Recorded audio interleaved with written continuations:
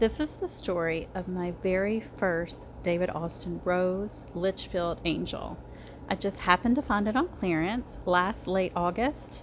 It sat in the pot a few weeks, actually probably more like a month or so, and then finally early October I decided I'm going to get him potted up.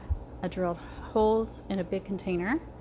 I put some terracotta broken pieces down in the bottom of said container, and that's for drainage. We want to give our roses well amended, draining, rich soil. And I just happen to have a lot of broken terracotta pieces, putting them to good use. Some broken sticks went in the bottom of the container next. And then I usually like to look around from some other yard debris, leaves, more little sticks, some natural clay soil I like to put in as well. And if I'm going to use any mulchy type soil, I put that down at the bottom as well, so that we're not having a lot of mulchy pieces up towards the soil level. And then I'm checking placement for my new rose. And did I tell you how much yet I paid for it? I only paid $19.99. This was a $60 rose I got on clearance, 70% off. It was the best deal I've ever found for a rose. And I have wanted this particular variety for forever. It has a very sentimental reason, and I'll explain in a second. So here I am. I'm putting that pot in, and I'm backfilling with good quality potting mix. And I keep checking the placement, and I've got the pot in there. Get the placement just right, and then I remove the pot. And you can see we've got a perfect hole now for our plant once we take it out of the container. And I've got it adjusted there, and then I'm going to backfill even more with some more quality potting mix until we've got that nice level, just like it came in the container. We're just going to bring it to that soil level, and there we go. Here we are, early November. Oh, I forgot to add, I did put in some fertilizer, some slow release granulated fertilizer in that container as well, and the rose really took to that. It was so happy to be fed, to have a new container, new potting mix. And look at all the roses I started to get. They started off this really kind of a pinkish blush cream color. And then as the roses opened and got a little bit older, they started to fade into more of this antique cream color. But I really love the initial blush color, that soft pink blushing. Beautiful smell, I thought, and it just kept blooming. And here we are getting into late November, and this rose was really, really impressing me. It's more of a shrub rose, I believe. I'll have to look that up, but I think it is meant to be more of a shrub rose.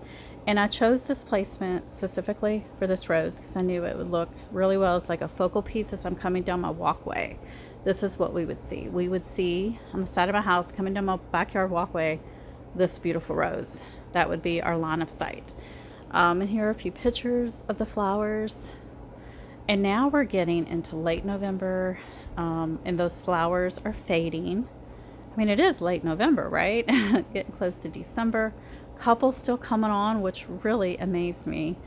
And then after all of the flowering finished, I'm thinking it was maybe late December, was it, when it happened? A deer jumped my fence and came in my backyard, and you can see I deadheaded some of the cement flowers.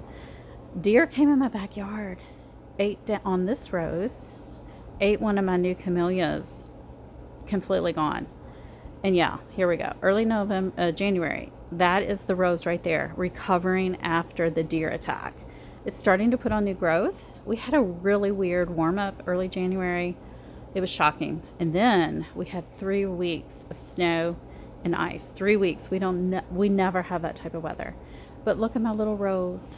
It looked a little sad, right? And then here we are. Spring has come into full force, and the native bees started coming out. This is a leaf cutter bee. It's not in the picture here, but you can see the perfect circles. It's almost like they have a hole punch. They used my David Austin Rose leaves to make nests for their future babies. So I don't mind at all. I was so happy when I saw that. I would like to see the bee someday, but you know. And here we are to the current time, early May. It's getting close to mid-May now. And the roses are just coming on, looking beautiful. Really do enjoy this rose shrub. And I did want this. This has been on my wish list for about 3-4 years.